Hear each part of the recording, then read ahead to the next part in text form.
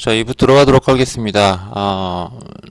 1부 마지막에서, 그러면은 이제, 삼성전자는 어떻게 될 것이냐. 그러면 수소차에 정부가 발표한 거에 이면에 숨겨져 있는 부정적인 부분들, 이런 것도 알고 계시면 좋습니다. 예.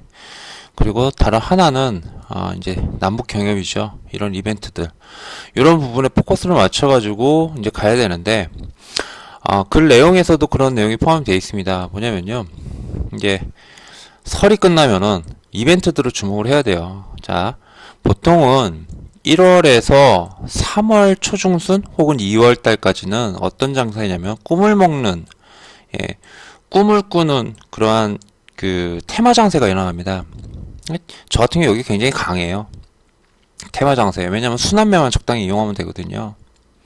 자, 이것과 함께 이제 3월 달부터 4월 달까지는 보통 뭐가 있냐면요. 4월, 5월 초까지는 개별주 장세입니다. 개별주. 왜냐면은 앞에서 이끌었던 테마들이 원체 강한 테마들이 많고요.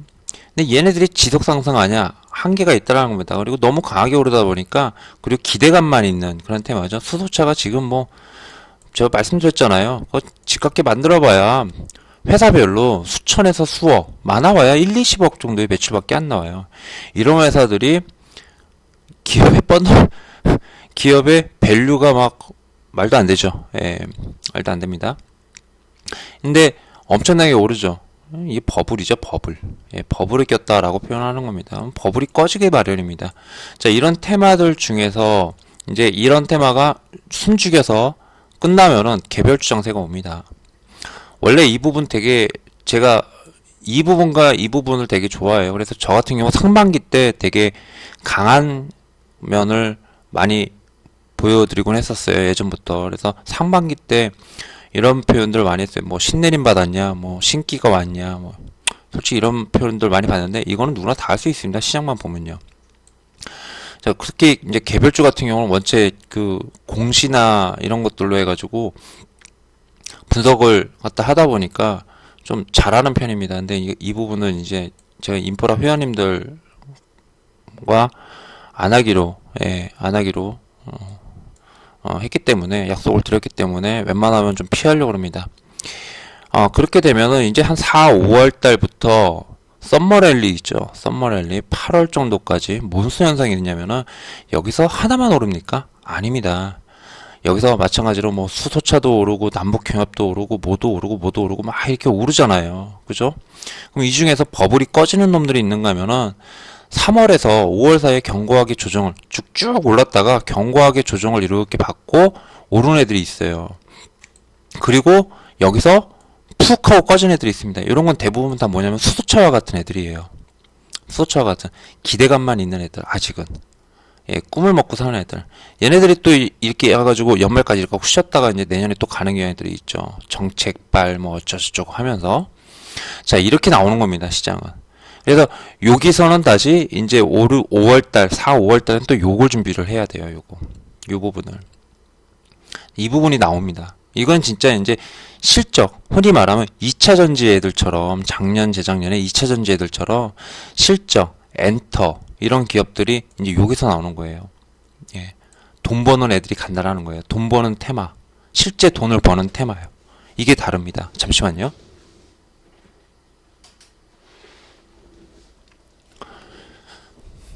자, 그리고 나서 보통 9월에서 주식 잘하는 분들은 아세요. 전업하시는 분들 중에서 단타 안 치시고 저처럼 이렇게 저는 이제 전업하시는 분들한테 배웠어요. 주식을.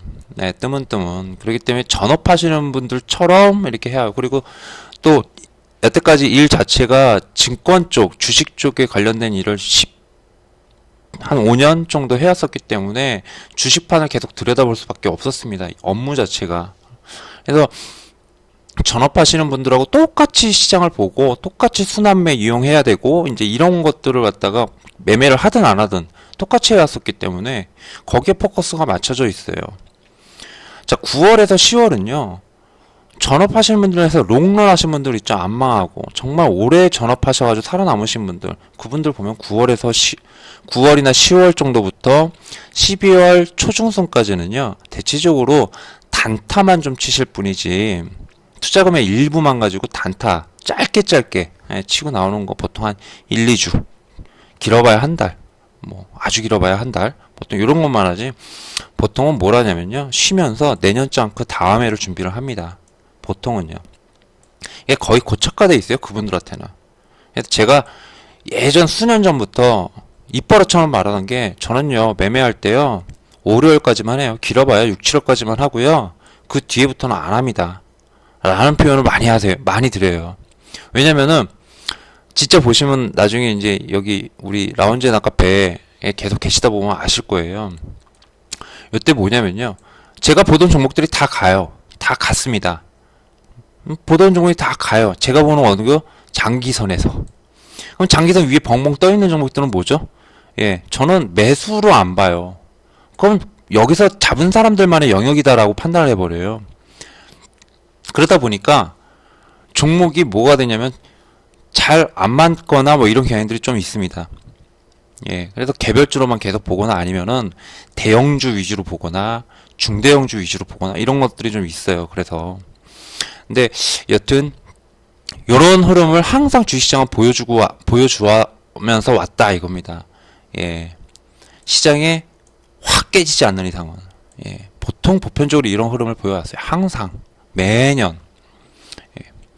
자, 그러면 앞으로 그러면은 어떻게 봐야 될 것이냐? 뭐 개별주 부분을 딱 빼고 앞으로 어떻게 봐야 될 것이냐? 자, 잘 보세요. 일단 삼성전자부터 좀 시작할게요. D램 부분부터. 자, 이 D램 부분, 작년에 D램 가격이 조금씩 떨어지다가 지금은 최근에 들어와서 1월달 들어오니까 D램 가격이 반토막 날 가능성이 있다라는 그러한 증권사 리포트나 언론사 자료들, 예, 기사들이 줄줄줄 나오고 있죠. 자, 이 D램 가격이 하락을 촉발시킨 게 뭐였냐면요, 정확하게 삼성전자랑 마이크론 때문이었습니다. 삼성전자에서 작년 4월인가 이때쯤에 해가지고 일부 생산 그 현장 쪽 있죠, 거기에 이 설비 쪽에서 문제가 생겼어요.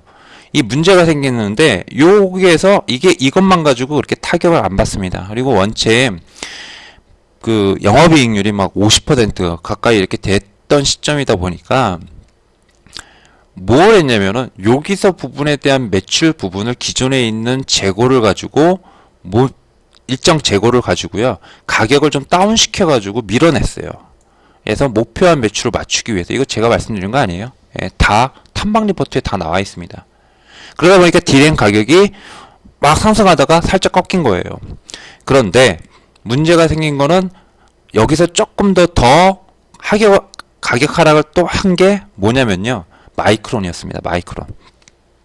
뭐냐면요, 원래 애플, 전 세계 모바일 D램의 최대 수요처죠. 애플이라고 하면은.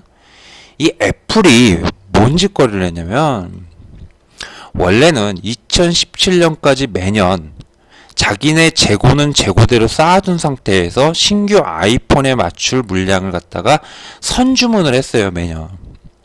그래서 이 선주문하면은 재고량 소진과 함께 주문 공급된 양과 같이 썼습니다. 그래서 재고를 일정 부분을 항상 유지를 시켰어요. 항상 일정 부분은 어떻게 될지 모른다는 것 때문에 얘네들이 정책했습니다. 재고 정책. 근데 애플이 지난해, 그러다 보니까 애플에서 선주문이 나올 걸 예상을 하고 이제 삼성전자, 그리고 SK 하이닉스, 그리고 마이크론 등은 선주문에 대비해서 물량을 갖다 만들어 놓고 재고로 쌓아 놓고 있는 거죠. 맞추기 위해서. 단기간 내에 얘네들 물량을 다 소진하기가 힘들 수 있으니까. 왜냐면 다른 데도 많이 필요하니까. 자, 그래서 삼성전자나 마이크론도 항상 그 재고량을 갖다 항상 채워 놓습니다. 자, 그런데 애플이 작년에 뻘짓거리를 했어요. 갑자기 정책을 바꿨습니다. 어떻게 바꿨습니까? 재고를 일단 소진시키고 나서 그 다음에 후주문을 하겠다. 재고량을. 이게 정책이 완전히 바뀌어버린 거예요. 그러니까 마이크론이 헉 소리가 난 거예요. 그래서 마이크론이 뭐냐면 애플에 주려고 만들어놨던 재고들을 갖다가 떨이식으로 해가지고 가격을 갖다가 소비자 B2B 가격이 아닌 B2C 가격 쪽으로 해가지고 뭡니까? 공급을 갖다 확대를 확 해버린 거예요. 그러니까 D램 가격이 원래 삼성전자 때문에 뿅 하고 떨어졌는데 마이크론 때문에 툭 하고 떨어진 거예요. 근데 여기에 이제 그런데 여기에 기름을 부은 격이 하나가 더 있죠. 뭐냐면 전 세계에서 이거 써드렸나? 예, 이거 제가 여기에 써드렸고 채팅창에 써드렸구나. 전 세계에서요. 뭐죠? 이거 자재 담당자들이 있죠. 자재 담당. 그러니까 원자재를 갖다가 수급을 갖다가 원활하게 하기 위해서 각 부서가 있을 겁니다. 그룹에, 그죠? 애플 같은 경우도 여러 부품을 갖다 공급하는데 이 자재 담당들이 있겠죠. 자, 이 자재 담당들이 항상 상주하는 호텔들이 있습니다. 전 세계에. 뭐냐면요. 삼성전자, 하이닉스 앞에 있는 호텔. 그 다음에 일본의 MLCC 맞죠? 예, MLCC 부분 세계 1위 업체인 일본의 무라타 앞에 있는 호텔. 이런 데 가보면요. 이 자재 담당자들이 항상 상주를 한대요. 365일. 그래서 아침에 문을 열자마자, 회사가 문을 열자마자 바로 이쪽으로 출근한답니다. 우리부터 물건 좀 달라고. 왜냐면은 계속 디램 가격이 올랐어요. 서버용 디램은 더 가파르게 올랐습니다. 이게 가져가려는 데는 많은데 얘네들이 생산량은 거의 일정하고 하다 보니까 조금씩밖에 안 느니까. 근데 얘네들은 너무 쓸 데가 많으니까 클라우드 센터에다가 막 엄청나게 써야 되니까. 그러니까 공급이 부족하니까 이 수요를 못 따라가니까 어떻게 해서든 자기네들 재고량이 이만큼 쌓여 있어도 더 쌓아놓으려고 그랬어요. 여기다가. 왜? 계속 오르니까. 계속 오르기만 하니까 재고량이 만약에 100만 개다 이러면은 120만 개, 130만 개씩 쌓기를 원했던 회사들이 바로 이 회사들이에요. 그런데 디램 가격이 이렇게 내 떨어진 거예요. 분위기가 심상치 않은 겁니다. 그러다 보니까 뭡니까? 얘네들이 계약하는 걸 주저하기 시작한 거죠. 계약하기 주저한 걸 시작하니까 디램 가격이 더 촉발한 겁니다. 하락으로. 자, 그런데 뉴스들 찾아보시면 나와요. 이 사람들이 본국으로 돌아갔을까요? 안 돌아갔을까요? 안 돌아갔습니다. 왜 안 돌아간지 아십니까? 언제든지 디램 가격이 반등할 수 있다라는 것 때문에 눈치만 서로 엄청나게 보고 있대요. 눈치만. 예. 눈치만. 그리고 어차피 얘네들 클라우드 센터든 아니면 투자액이 줄어들긴 줄어들었지만 언제든지 되살아날 수 있죠. 더 크게 늘어날 수 있습니다. 5G, 이 4차 산업, 이거에 따라서 이것만 완료가 되면 자율주행이니 클라우드 게임이니 해가지고 어마무시하게 뭐 스마트 시티니 해가지고 어마어마하게 수요가 많이 필요합니다. 지금 뭐냐면 가격이 떨어지고 있는데 여러분들 뭐예요? 주식시장이 떨어지면은 이 종목 언제 떨어지나 반등할 때 돈 가지고 준비하죠. 똑같은 현상이 일어나고 있다는 겁니다. 그래서 삼성전자가 만만하게 보는 거예요. 지금 SK 하이닉스랑. 그래서 가격이 떨어져도요. 그러니까 그런 류의 발언을 계속하고 있죠. 그런 류의 발언을 계속하고 있습니다. 그게 여기서 나옵니다. 자, 삼성전자가요. 저번에 이재용 부회장과 최태원 회장이 등 여러 그룹사 총수들이 문재인 대통령을 만났죠. 거기서 이재용 부회장이 이런 표현을 했다면 치킨 게임이라는 디램 시장의 치킨 게임이라는 표현을 했습니다. 자, 그랬더니 최태원 회장이 그게 제일 무서운 말인데 라고 하면서 그 뉴스 보셨습니까? 반대 개념도 있습니다. 반대 개념. 뭐냐면요. 그만큼 자신 있다는 얘기죠. 삼성전자가 말 그대로요. 공급량 살짝만 딱 줄여버리면은 말 그대로 디램은 어떻게 됩니까? 과정업체죠. 삼성전자는요. 예. 삼성이 하면은 SK 하이닉스 그 다음에 마이크론도 뒤따라옵니다.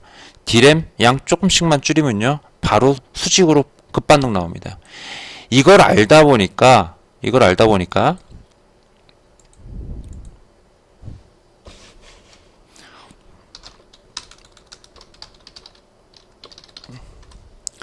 삼성전자 주가가 이렇게 치솟은 거예요. 외국인들의 어떻게요? 액티브형 자금이 이렇게 들어오는 겁니다. 그 논리 때문에. 거기다가 뭐가 들어왔죠? 공매도 쇼커버링이 들어왔죠. 공매도 쇼커버링. 삼성전자 SK 하이닉스를 못 잡으니까 뭐가 나옵니까? 삼성전기에 겁나니까 이렇게 10%짜리가 나오는 거예요. 쇼커버링 플러스 알파가 들어오는 거. 삼성전기에. 그런데 이런 것들을 갖다 노려볼 만한 게 이제 아모레 퍼시픽 같은 거. 요런 시장의 논리를 갖다가 아모레 퍼시픽 같은 것도 그럴 가능성이 좀 있죠. 그러니까 요런 식으로 되는 거예요. 예. 한번 말 그대로 삼성전자 이건 보여준 겁니다. 삼성전자의 위험을 보여준 거예요. D램에 대한 위험을 보여준 거예요. 외국인들이 그걸 알고 있는 거예요. 그러니까 거침없이 들어오는 거예요. 수익률 게임이 들어가는 거죠. 액티브 펀드 쪽에서. 패시브와. 그러면 결국에 삼성전자의 이런 D램 부분에 대한 우려는 기우라고 생각을 해요. 기우라고. 그 시점이 언제냐의 문제죠. 만약에 여기서 이렇게 180일선 240일선 이렇게 내려오는데 여기서 막 이러고 있으면 이거 뭐라 그랬어요? 잡을 준비 하셔라는 겁니다. 그런데 이게 아니고 액티브가 너무 셌다. 그러면 밑으로 쭉 빠지는 거예요. 섣불리 잡아서 안 되는 거죠. 그러니까 어디서 잡느냐? 삼성전자 이런 것들은 그냥 무릎에서 잡는 게 맞아요. 그렇기 때문에. 아니면 제가 말씀드린 대로 연봉이죠, 연봉. 예, 연봉. 5개월선, 아니 5년선 혹은 10년선 이런 데서 잡는 거예요. 이런 데서 잡는 겁니다. 저런 논리를 끼고. 그게 아니라면은 잡을 필요는 없습니다. 그게 아니라면. 분명히 내려왔었죠. 예. 거의 5개월선까지는 찍고요. 살짝 밑돌았다가 바로 반등이 나왔습니다.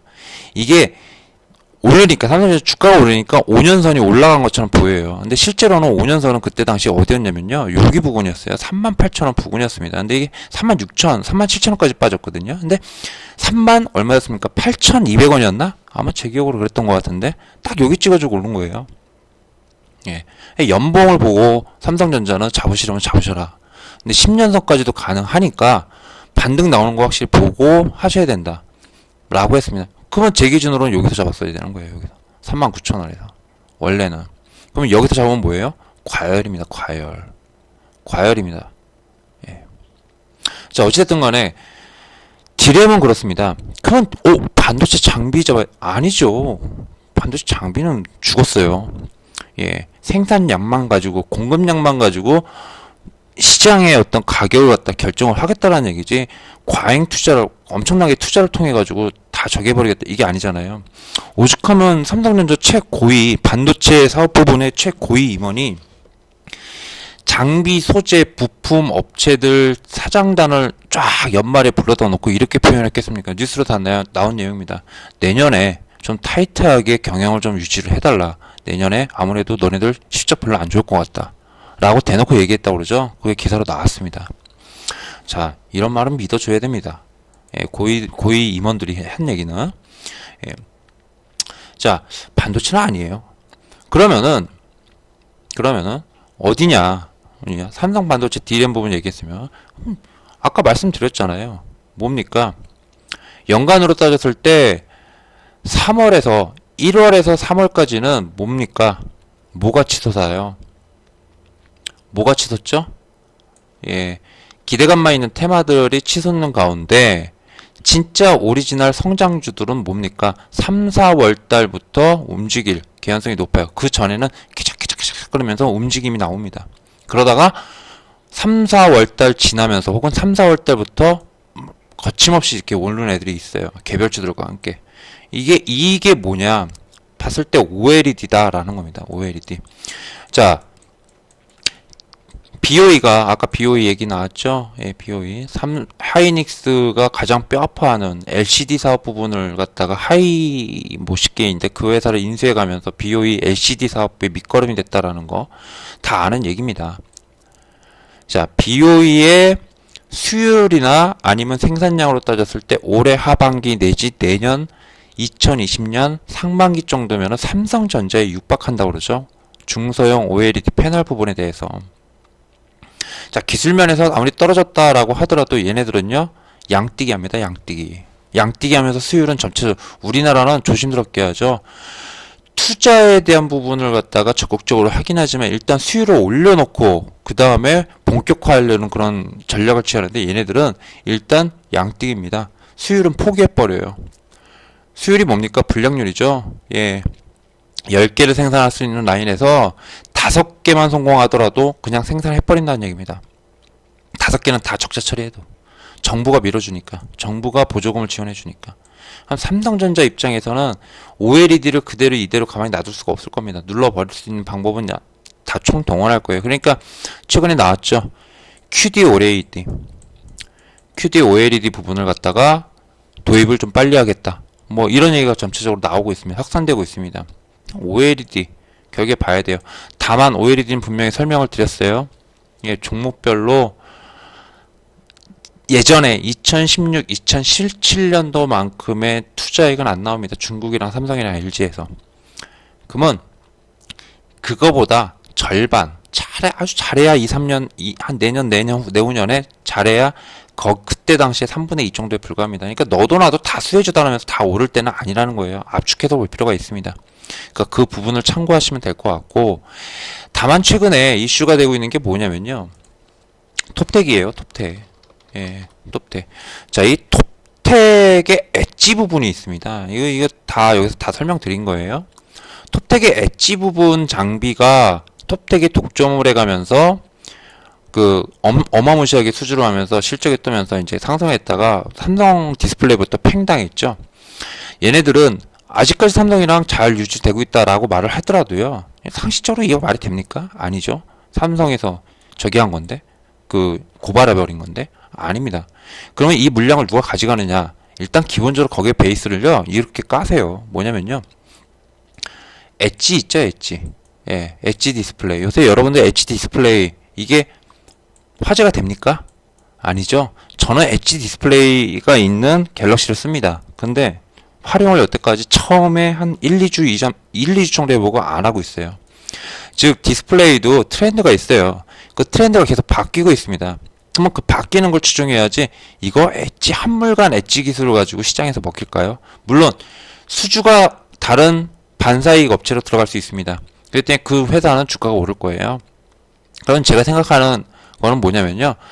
톱텍과 유사한 그러한 주력 장비 기술을 가지고 있는 회사들은 어디냐면요. 제가 기억하기로 이게 물류이동 장비나 이런 것들이거든요. 톱텍이 뭐냐면 당연히 SFA예요. 예. SFA가 저기입니다. SFA가 이걸 뭐라고 그러죠? SFA가 삼성전자, 삼성 디스플레이 최대 수혜주죠. 예, 최대 수혜주입니다. 자, 그러면은 이 SFA 바로 밑에 급이 뭐였냐면은 사이맥스입니다. 사이맥스. 둘 다 삼성향입니다. 예, SFA나 사이맥스나 삼성향입니다. 얘네들이 가져갈 공산이 더 커요. 예. 좀 그렇게 봐요. 그런데 이제 로체 시스템이 있어요. 로체 시스템도 똑같은 장비를 만들어요. 좀 강하게 타이트하게 오르고 있죠. 예. 타이트하게 오르고 있습니다. 로체 시스템이 저번에 그래서 예전에 톱텍 이슈가 있을 때 사이맥스나 로체 시스템을 좀 봤었어요. 이때 당시. 그래서 얘도 좀 가능성이 있긴 있겠다 싶었는데 톱텍이 어찌 될지 모르니까 뭐 그런 것도 있었고 했지만은 일단은 그렇다는데 제가 볼 때는 SFA나 아니면은 사이맥스가 더 유력하지 않을까 싶었는데 로체 시스템이 먼저 이렇게 뜨더라고요. 뭐 어찌됐든 간에 일단 이런 종목군들 잘 보면서, 그리고 SFA는 어디까지나 OLED 주도주입니다. SFA가 간다라는 건 삼성 디스플레이향 OLED 업체들이 간다는 얘기고, 여기서 다만 어떤 종목이 더 많이 가느냐, 이게 관건이겠죠. 인피니티 홀 대세가 될 수 있죠. 인피니티 홀이 뭡니까? 디스플레이가 이렇게 있으면은 구멍 뽕 하나만 뚫어주고, 노치 디스플레이는 여기죠, 여기만 이렇게 해서 카메라 있고 스피커 있고 뭐 이런 거잖아요. 그리고 삼성전자랑 이제 BOE 등이 이제 화웨이인가요? 예, 뭐 활동한 걔네들이 하겠다는 게 이제 인피니티 홀, 구멍뽕 아니면 뭐 V자, 뭐 네모, 살짝 조그맣게 네모. 그러니까 카메라 구멍만 있고 나머지는 다 디스플레이라는 겁니다. 자, 이런 어떤 트렌드, 이런 거는 원래는 원래 예전에 뉴스 나온 거를 보니까 뭐 이렇더라고요. 원래는 SFA랑 원익 IPS 쪽에다가 맡기려고 그랬는데, 예, 엣지도 원래는 그랬죠. 예, 근데 SFA나 이런 데가 안 할래요 라고 해가지고 이제 톱텍이 받아간 게 아니냐 뭐 이런 얘기가 있었는데, 마찬가지로 인피니티 홀도 그렇죠. 그래서 원익 IPS가 안 할게요 우리는. 그래서 SFA 공정장비에다가 이제 인피니티 홀을 갖다 씌우는데, 여기에 이제 그거는 어디더라? 이게 필옵틱스, 필옵틱스가 공급을 하죠. 예. 그래서 이게 전체적으로 이제 확산되고 오히려 이런 것들을 더 보는 게 신트렌드를 보는 게 더 맞지 않나 이제 이런 생각이 드는 거죠. 이게 뭐 AP 시스템은 계속 말씀드리지만은 QD OLED가 봉지 장비가 이 AP 시스템 거를 갖다 공급을 하느냐 이게 관건이에요. 이것만 빼고는 나머지는 다 최우선적으로 봐야 할 종목이 바로 AP 시스템입니다. 뭐 펄더블이 됐던 뭐가 됐던 간에 AP 시스템이 최우선적으로 봐야 될 종목은 맞긴 맞아요. 근데 이게 QD OLED 부분에서 애매하게 돼버렸습니다. 얘네들 기술을 채택할 것이냐 아니면 해외 기업을 채택할 것이냐 이제 요런 게 계속 애매하다라는 거. 뭐 그리고 HB 테크놀로지 최근 OLED에서 가장 좀 뚜렷하게 상승 우상의 흐름을 나와주고 있는 이제 이런 것들이 먼저 끌고 갔다가 나중에 진짜 본격 상승에 따른 대장주가 바뀔 가능성도 있기 때문에 예, 이런 것도 다 말씀을 드렸고요. 요런 이제 논리로 OLED가 이제 그 올해 봐야 될 종목이라고 좀 생각을 하고요. 준비를 계속 해두셔야 되고요. 자, 이와 함께 이제 남북 경협이거든요. 남북 경협 모르겠어요. 예, 모르겠습니다. 뭘 모르겠어요. 하도 그 세부 섹터가 많아요. 뭐 농업, 농기계, 사료, 비료, 종자, 철도, 관광, 개성공단, 가스관, 토목기술 굉장히 많습니다. 이것저것 너무 많아요. 너무 많아서 얘네들을 어떻게 해야 될지 모르겠어요. 근데 상식적으로 생각했을 때 가장 저기 한 거는 풀어주기 좋은 거 대북제재에서 가장 풀어주기 좋은 거는 일단 뭐 걔네들이 먹고 사는데 문제가 되는 농업 부분이나 예, 지원 부분이죠. 이거는 지원해 주는 거 먹고 사는 거 의료 부분이라든지 뭐 이런 것들과 함께 메이드 인 노스코리아 이게 되는지 안 되는지 모르겠어요. 개성공단은 북한 애들이 바라는 거죠. 근데 관광 부분은 좀 다르다고 생각해요. 그래서 아난티도 저렇게 세고 물론 뭐 이제 로저스 할아버지가 오셔가지고 그런 것도 있지만은 관광 부분 쪽 이 부분 섹터와 그리고 모든 어떠한 산업이 들어가려면은 인프라 투자가 먼저 선행이 돼야 된다고 생각해요. 안 그렇습니까, 여러분들? 인프라 투자 없이 어떻게 산업 협력이 됩니까? 지원이 되고 투자가 이루어집니까? 인프라 없이. 인프라가 굉장히 취약하다고 그러죠, 북한이. 그러면 토목건설이잖아요. 전 이렇게 간단히 생각해요. 그래서 모르실 때는 내가 뭘 해야 될지 모르겠다라고 할 때는 좀 개인적으로 생각합니다. 딱 부러지게. 그냥 두 개만 보시라고. 다른 거 필요 없습니다. 현대건설. 네. 자, 국내 정책이죠. 우리나라 정부가 아까 일부에서 말씀드렸습니다. SOC에 대한 투자를 갖다가 드디어 확대를 한다라고 했습니다. 드디어 이제서야.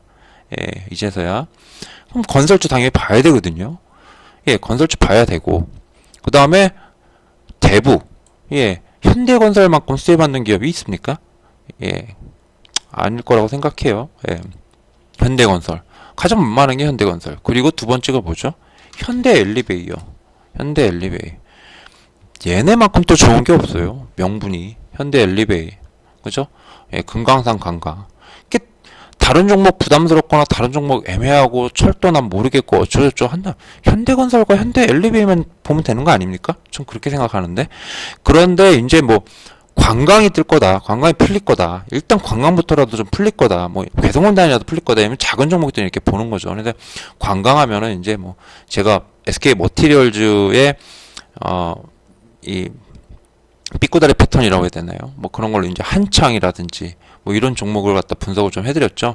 뭐 그런 종목이라든지 아니면 자신 있으면 뭐 아난티를 하시던 거예요. 근데 전 자신 없습니다. 저게 얼마나 더 갈지도 모르겠고 예, 시총이 지금 2조 원짜리라서 어떻게 말을 해야 될지 모르겠네요. 저런 것들은 뭐 그거라든지 뭐 여튼 그러한 거를 잘 보셔서 손만 빠르시다면요 그쪽으로 하시면 되겠죠.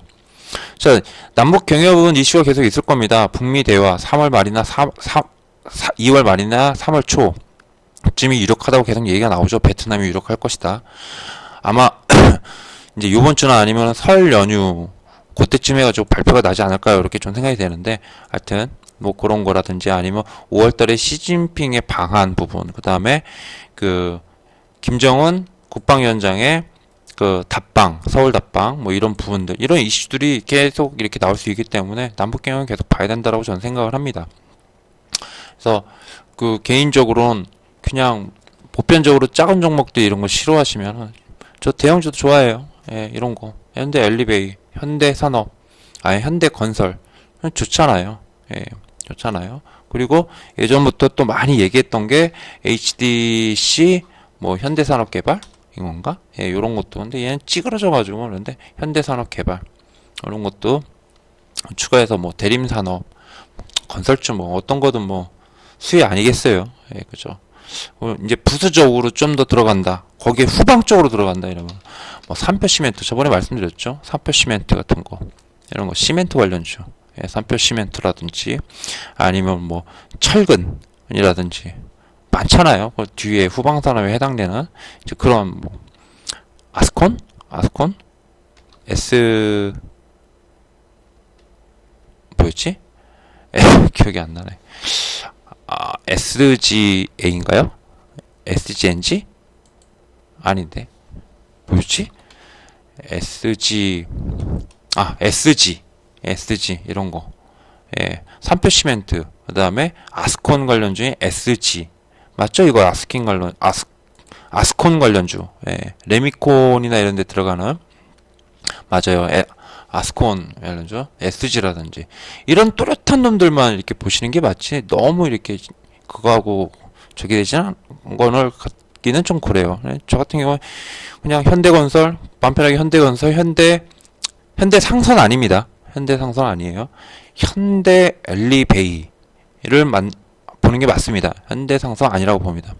그리고 후방 쪽으로 이제 시멘트나 아스콘과 같이 또렷하게 나오는 애들. 예. 아스콘 쪽에서는 SG, 그 다음에, 뭐죠? 이 삼표 시멘트라든지, 이런 부분들을 좀 보는 게 맞지 않나? 이렇게 좀 생각이 들어서 이렇게 말씀을 좀 드립니다. 자, 그리고 이제 수소차가 죽으면 당연히 2차 전지 살아날 테고, 그죠? 2차 전지. 2차 전지 같은 경우 이제 LNF가 크게 갔어요. 그죠? LNF가 크게 갔습니다. LNF가 이런 얘기가 있어요. 예. 요 제가 좀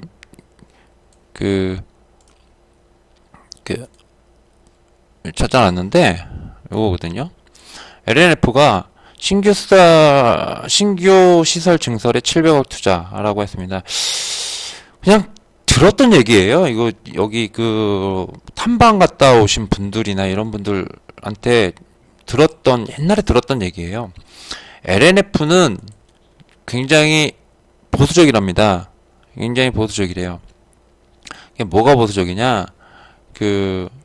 LNF랑 MLCC 관련주 사막 콘덴서인가? 예, 사막 콘덴서도 그렇고 LNF도 그렇고 투자에 있어서 굉장히 좀 보수적이라는 얘기를 증권사 직원분한테 들었어요. 그분이 애널은 아닌데 탐방 갔던 애널은 아닌데 그분도 탐방 갔던 애널 분한테 들었다라는 것 같은데 좀 보수적이랍니다. 뭐가 보수적이냐면은 투자하는데 확실하지 않으면 그러니까 계약서 뭐 이런 것들이 없으면은 투자를 잘 안 하는 기업이래요. 반면에 에코프로나 이런 종목들은 그냥 자체적으로 시장 파이를 생각을 해서 투자를 단행하는, 그러니까 보통 보편적인 회사들이 그렇게 많이들 하죠. 예, 이거는 분명히 우리가 수혜를 받기 때문에 내년에 이 시장이 커지기 때문에 잘 아니까 자기네 회사들이. 그러니까 그거를 선제적으로 이제 투자를 하는 편인데 LNF는 그런 회사가 아니라고 알고 있습니다. 아니라고 하더라고요. 예, 들었던 얘기라서 근거 없는 얘기입니다. 예, 제가 제 눈으로 제 귀로 직접 확인한 게 아니니까 근거 없는 얘기예요. 근데 분명한 거는 LNF가 이렇게 이 신규 시설 증설에 700억 원이라는 돈을 투입을 한다는 거는 분명히 2차 전지 쪽에서도 상당히 긍정적으로 볼 필요가 이제 슬슬 있지 않나 이렇게 좀 생각이 된다는 겁니다. 자, 이거는 공통점 같은 이런 것들 뽑으면 돼요. 네, 이건 461선이나 461선이 아니죠. 예, 416일선입니다. 예, 보시면 아시겠죠? 416일선. 예, 종가상으로 안 깨고 종가상으로 밀리고 여기선 살짝 돌파한다 싶은데 21선에 밀렸다는 거는 416일선을 못 올라탔다는 얘기랑 똑같아요. 그죠? 그러면 쭉 밀렸다가 여기서도 또 밀립니다. 정확하게 여기서 또 밀리고 있어요. 정확하게 여기서도 또 밀립니다. 그럼 뭐예요? 간단해죠. 저기 위선 볼 필요 없습니다. 여기 딱 뚫어주면은 일단 여기부터 이제 잡으러 들어가는 거예요. 혹은 요번엔 되겠지라고 생각한다면 461선 확실히 위에 올라타서 예, 흐름 보고하면서 옆으로 살짝 기어주면서 한다. 만약에 그대로 올라가 버린다면 여기까지 뚫어주는 거 확인하는데 여기서 깨작깨작 거릴 수 있거든요. 그러면 그때가 또 매수 기회일 수도 있고. 예. 근데 수소차가 죽으면은 2차 전지가 갈 수밖에 없지 않을까요? 저는 그렇게 생각하는데, 예, 그런 논리에서 이제 2차 전지 관련주들 뭐 이런 거 저런 거 다 싫다 라고 하면 뭐 상시 EDP라든지, 예, 아니면 뭐 LNF처럼 이게 뭐 니켈 비중이 뭐 8이냐 6이냐 뭐 이런 거 따져야 되고 대기업이 여기에 진출하네 마네 뭐 더 크게 뭐 진출하네 이런 거 다 따지면은 깝깝스러우니까 뭐 포스코 캠텍이라든지 아니면 뭐 이제 이런 거죠. 포스코 캠텍이라든지 이런 것들을 갖다가 코스모 신소재 라든지 이렇게 보는데 가장 생겨먹은 게 가장 이쁘장하게 생긴 거는 이제 뭐 당연히 포스코 캠텍이죠. 포스코 캠텍. 예, 포스코 캠텍과 저는 개인적으로는 이제 상시 EDP 이제 이런 것들이 눈에 많이 들어오더라고요. 얘도 이쁘게 60시선을 이렇게 살려놓고 있어요. 근데 LNF 같은 경우는 깨졌죠. 이렇게 깨진 상태입니다. 그러니까 위에 있는 놈들이 좋은 거거든요. 개인적으로 볼 때. 더 위에 있는 놈은 수급이 가장 좋은 거는 이제 여기. 갖다 반등이 지금 나온 것도 아닙니다. 보시면 아시겠지만 5주선 밑에 있어요. 예. 얘도 5주선 올라탄 거라고 보기도 애매한 자리입니다. 그러니까 반등 나왔다라고 보기에는 좀 아직은 이르지 않나 이렇게 좀 생각이 돼서 적극적으로 수소차가 살아있는 전기차는 일단은 좀 약간 좀 보수적으로 가자라는 겁니다. 자, 그러면 이 수소차 부분에 대해서 말씀을 드려야 되는데 그냥 이거는 이거 매매하고는 별로 상관없습니다. 그냥 그러려니 해주세요. 얼마나 답답한 일인지. 예. 수소를 뽑아내는 방법이 4가지인가 있대요. 혹시 이거 보셨나요? 예. 4가지가 있답니다. 뭐냐면은 정부가 발표를 했죠. 그 중에 3가지인가는 발표했습니다. 가장 대표적인 게 첫 번째로 거론되는 게 산업 현장에서 나오는 부산물 같은 그러한 수소입니다. 뭐냐면은 화학 공장들 있잖아요. 뭐 LG 화학, 뭐 롯데 케미칼 이런 화학 공장에서 나오는 부산물이라고 표현 안 하고 뭐라고 부보식계라고 표현하던데 이런 데서 나오는 게 있습니다. 수소가 발생되는 게. 근데 이게 양이 그렇게 많지가 않습니다. 그리고 화학 시황에 따라서 업종 시황에 따라서 업황에 따라서 화학 시황이 좋으면 업황이 좋으면은 생산량이 늘어나지만 업황이 줄어들면 어떡할 거냐 이거예요. 그리고 또 이 산업 현장이기 때문에 가격이 또 계속 변동된다라는 거예요. 원자재 가격에 따라서 그렇겠죠. 예, 그런 부분이 좀 안정적이지 못하다. 생산량은 또 얼마 안 되고 거기다 시황이 안 좋으면은 생산량이 확 줄고 안 좋다는 겁니다. 그러면 LPG라는 게 나옵니다. 여기서 LPG라는 게 나오는데 이 LPG가 더 문제예요. LPG를 이용해서 여기서 생산나는 수소가 있는데 LPG를 때우면서 LPG 발전소를 때우면서 LPG를 이용해서 뽑아내면은 뭐가 되죠? 예, LPG에서 이산화탄소가 많이 발생되는데 우리나라 여기서 이 수소를 뽑아내는 그 양을 갖다가 계산을 해보면은 우리나라 굴러다니는 자동차의 60-70%가 뿜어내는 이산화탄소랑 똑같은 양이라고 그래요. 그럼 뭐예요? 수소차에 공급해주기 위해서 LPG를 이용하면 LPG는 결국에 미세먼지 열심히 배출하고 있는데 그러니까 이것도 웃기다. 시장에서는 제가 말씀드린 건 아닙니다. 시장에서는 그렇다는 겁니다. 그리고 LPG 가격도 국제시장 가격이라는 게 있죠. 그게 왔다 갔다 하면서 가격이 계속 변동될 겁니다. 그러니까 이것도 웃기다라는 거예요. 또 하나가 신재생 에너지. 가장 확실한 방법인데 신재생 에너지도 마찬가지죠. 우리나라 신재생 에너지는 택도 안 되고 햇빛이 강하게 내리쬐거나 바람이 열심히 불어줘야지 되잖아요. 이 양이 얼마나 되느냐. 우리나라 신재생 에너지 그 양만으로는 힘들다라는 겁니다. 그럼 결국에 하나밖에 안 남는데 하나가 뭐냐면요. 가장 확실한 방법이래요. 근데 아직 상용화하기는 안 되고 기술 개발 단계랍니다. 근데 전 세계적으로 수소를 뽑아내는데 가장 확실하고 가장 많은 양을 뽑아낼 수 있는 게 바로 원자력이라고 그러죠. 원자력. 원자력이라고 하는데 현 정부는 반원적 정책을 취하고 있잖아요. 그러니까 정부도 이거를 알고 있음에도 불구하고 합니다. 이게 이제 그 노무현 전 대통령님의 그 정부 시절에서 나왔던 얘기래죠. 수소를 뽑아내는 거 그 부분에 대해서. 근데 그 부분도 뭐 어쩌고저쩌고 하고 뭐 계속 뭐 기술 개발을 해왔는데 요번에 뭐 예산도 끊겨가지고 기술 개발이 진전을 못하고 있다 뭐 이런 얘기도 나오고 뭐 이러고 있습니다.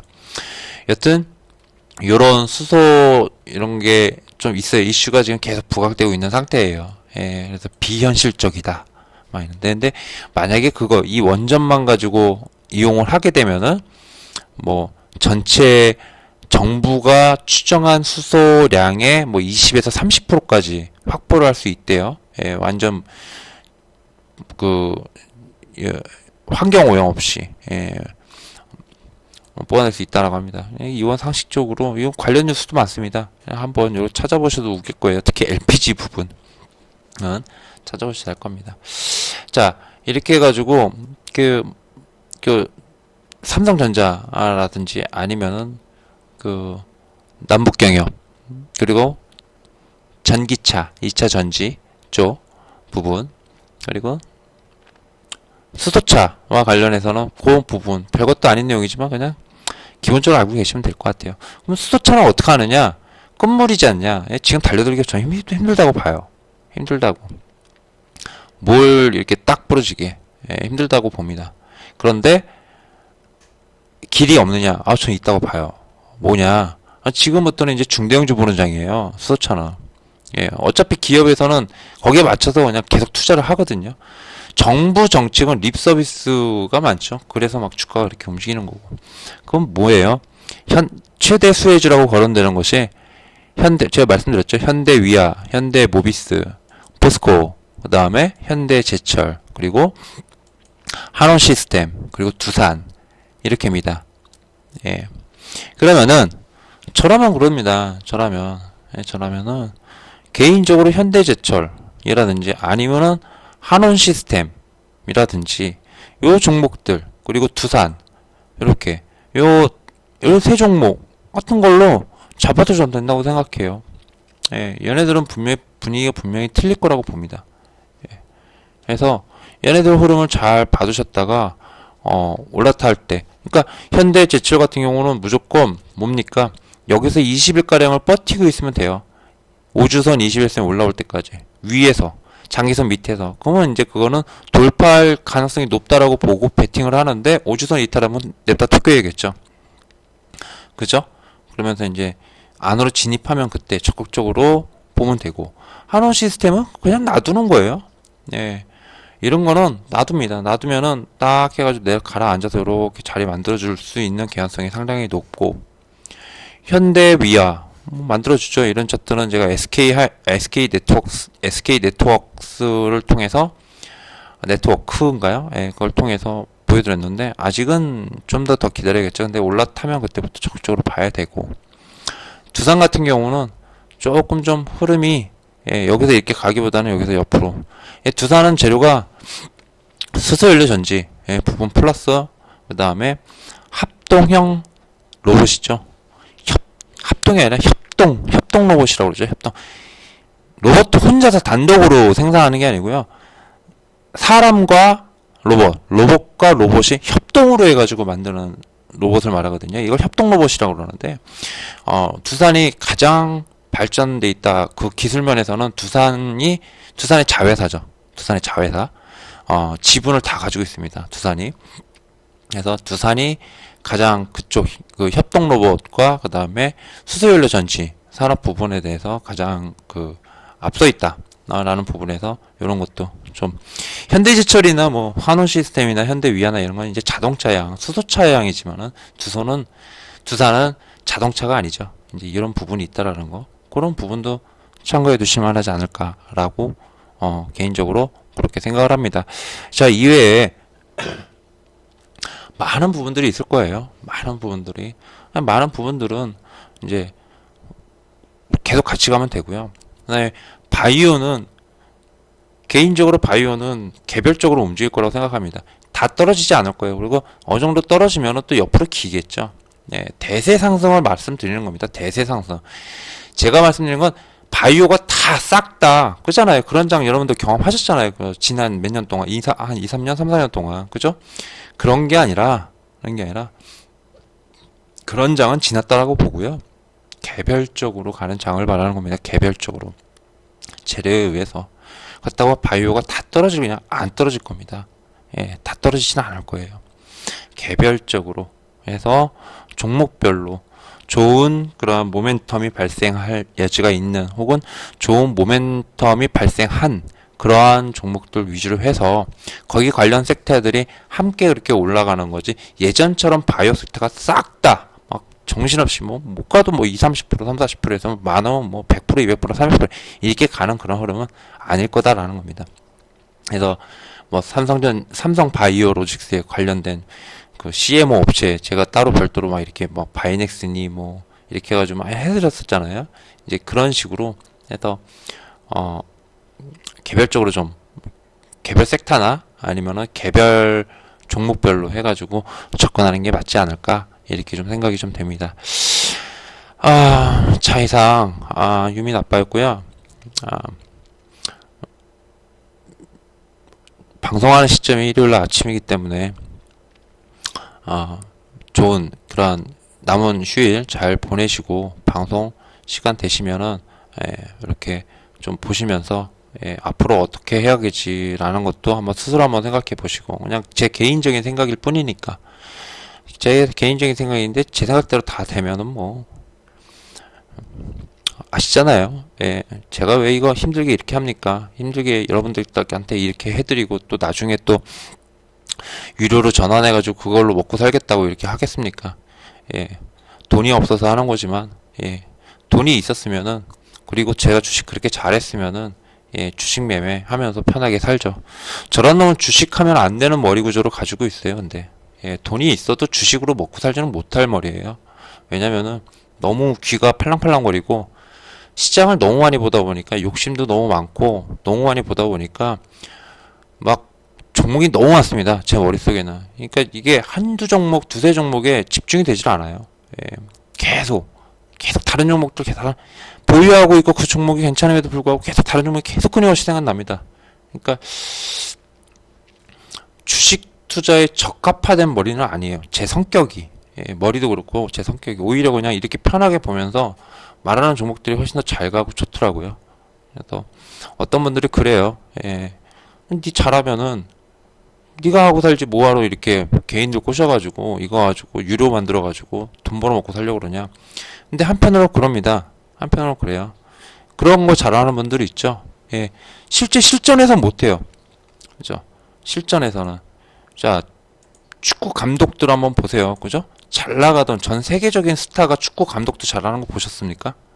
예, 그런 분들이 있기야 있겠죠. 근데 오히려 이런 이론적인 부분이나 주변 상황 전체적으로를 다 보고 전략을 짜고 이런 부분들을 우리 축구 몸뚱아리 움직이는 것보다 더 잘하시는 분들 계십니다. 그러니까 저도 그런 것 같아요. 오히려 그게 또 저한테 더 잘 맞는 것 같습니다.